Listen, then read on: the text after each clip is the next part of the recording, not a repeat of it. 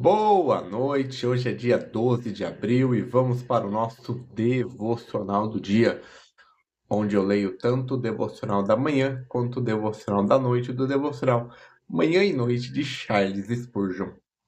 Mas antes, vamos começar com a nossa oração.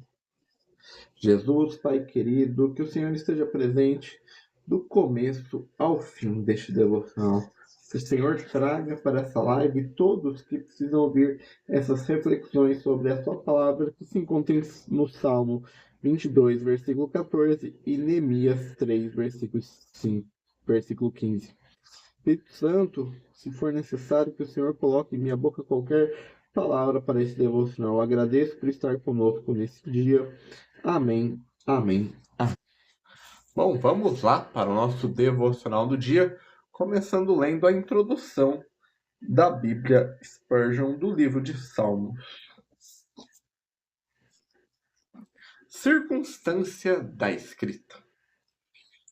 Como o livro é uma coleção de muitos salmos diferentes escritos ao longo de um grande período de tempo, não apenas um autor para essa coleção. De longe, a designação mais comum nos títulos é Salmo de Davi.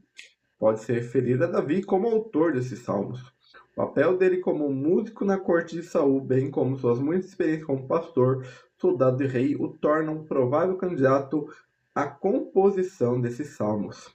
Outros títulos incluem a designação de Salomão, 72 e 172, Asaf, 50 e do 70 a 83, os filhos de Corá, 42 e do 44 ao 49, Etão, 89, Emã, filho de Corá, 88, e Moisés, 90. Salmos consistem em muitos hinos e orações diferentes, escritos por indivíduos, mais usados pela comunidade. Se considerarmos os nomes que contém nos títulos como os autores, a data da composição varia do tempo de Moisés, século XV a.C., até um tempo após o exílio, sexto século a.C. ou mais tarde. Alguns dos títulos contêm informações históricas que podem indicar o local e o contexto da escrita. As informações podem não se referir à data da composição, mas aos locais onde seus conteúdos estão inseridos, tendo sido escritos algum tempo depois dos eventos terem ocorrido. Este é um cenário mais provável. Em muitos casos, esses salmos também incluem passagens de ação de graças, mostrando que foram escritos depois de Deus ter respondido às suas orações. Contribuição para a Bíblia. A revelação entre a ação de Deus na vida de seu povo e como o povo reagia a elas é a contribuição mais significativa desse livro. Deus nunca falou diretamente em nenhum dos salmos, como sempre fazendo nos livros narrativos e proféticos. Assim, os salmos são escritos a partir de uma perspectiva humana, à medida que os autores vivenciam diversas situações da vida. A luta para entender como os atributos de Deus, particularmente sua soberania e bondade, se relacionam à experiência da vida é um tema importante na coleção. Estrutura. O livro de Salmos é do começo ao fim um livro de poesia. A poesia hebraica não tem rima ou métrica regular, mas usa um paralelismo que consiste em 2 ou 3 versos que correlacionam e completam o pensamento. Uma parte do paralelismo se trata de um sinônimo onde o segundo verso ecoa o primeiro. O paralelismo antitético apresenta um contraste entre os dois segmentos e no paralelismo sintético o segundo completa a ideia do primeiro. Os salmos podem ser divididos em classes: hinos do 145 ao 150 e cânticos de ação de graças do 30 ao 32. Salmos de lamento 38 e 39, que são orações ou clamores a Deus em ocasião de angústias. Salmos reais do 2 ao 110, aqueles a respeito do rei terreno de Israel.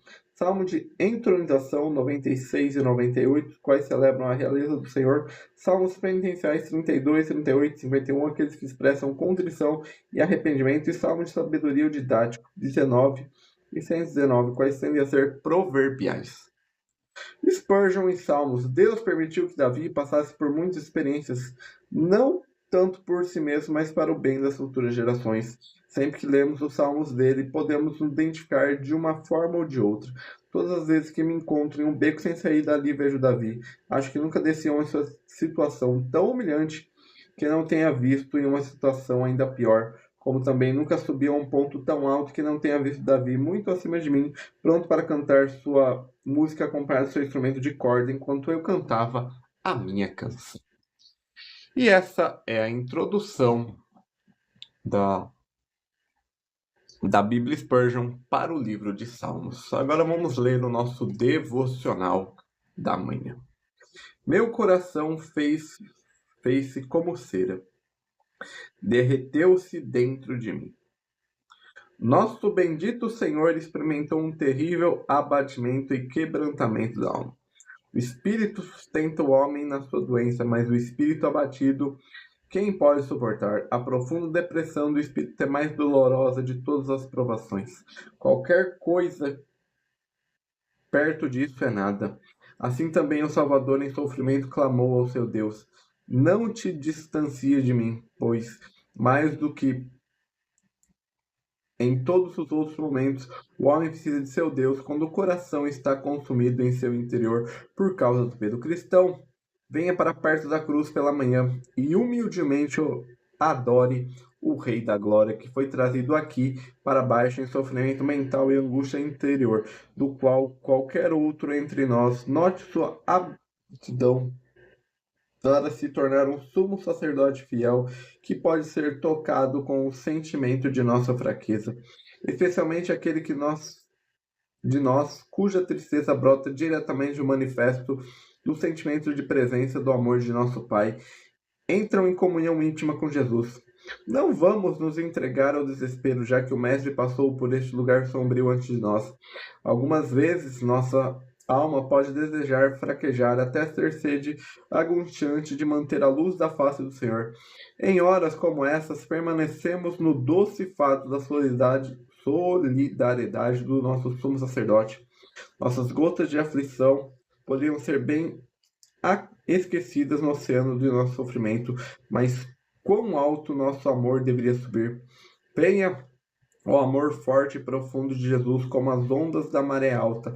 Cubra todos os nossos podres, afogue todos os meus pecados, lave todas as minhas preocupações, levante a minha alma ligada à terra e levante-se aos pés do Senhor, e lá me deixe ficar, uma pobre concha quebrada, lavada pelo seu amor, sem ter virtude ou valor, e apenas me aventurando a sussurrar.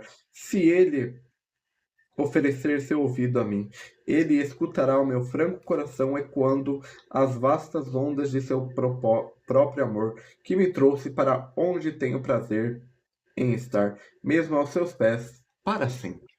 E esse é o devocional da manhã. Agora vamos ler a introdução do livro de Neemias.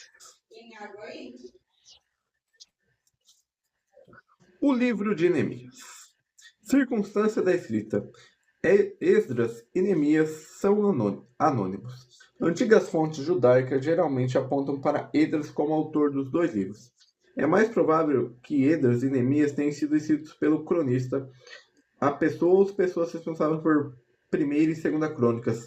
Não só os dois estão ligados a crônicas em sua introdução, como também compartilham muitas semelhanças em termos de linguagem, terminologia, temas e perspectiva. Possivelmente é seguro acreditar que Esdras e Neemias foram escritos logo após a conclusão do ministério do último. O mais provável é que o livro tenha sido escrito até o ano 400 a.C. Em Esdras e Neemias fica claro que Esdras veio para Jerusalém primeiro, provavelmente em 458 a.C., e Neemias o acompanhou 13 anos depois, talvez em 445 a.C. Neemias não menciona Esdras, seu ministério ou suas reformas. Esdras e Neemias aparecem juntos em apenas duas passagens.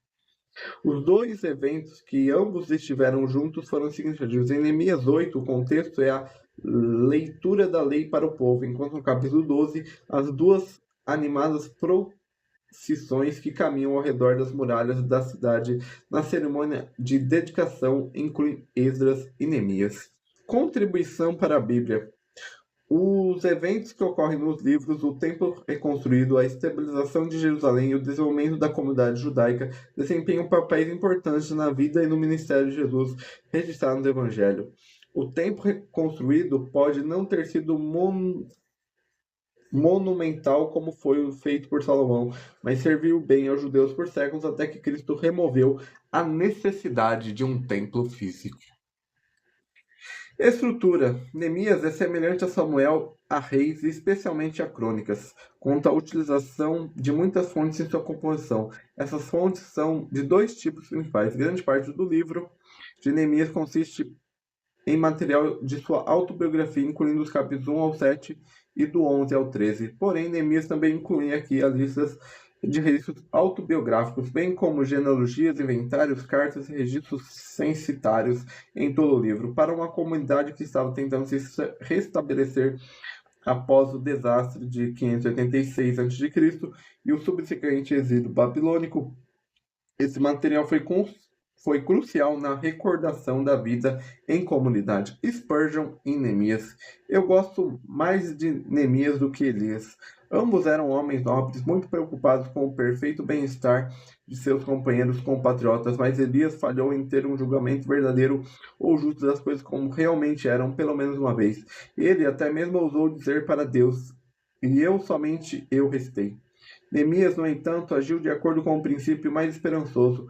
Depois de apresentar sua própria súplica pessoal, ele tinha certeza que havia outros que também estavam orando ao Senhor. Então disse: "E a oração dos teus servos desejam temer o teu nome." É muito melhor acreditar juntamente com Neemias que a nossa voz de oração não é uma voz solitária e que há muito que, como nós mesmos, chamamos a Deus dia e noite.